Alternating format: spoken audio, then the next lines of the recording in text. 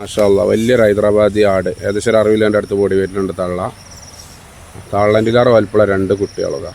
ഒരു മുട്ടൻ്റെ ഒരു പടി ഒരു 4-5 മാസമൊക്കെ പ്രായമായിട്ടുണ്ടാവും. ഇപ്പോഴും പാൽ കുടിക്കുന്നുണ്ട്. നല്ല സൈസുള്ള കുട്ടികളാണ്. മാഷാ അല്ലാ അടിപൊളി ആട് കുട്ടികൾ കേട്ടോ. വലിയ ആട് തിരഞ്ഞെടുക്കുന്നവർക്കൊക്കെ പറ്റിയ ആടുകളാണ്.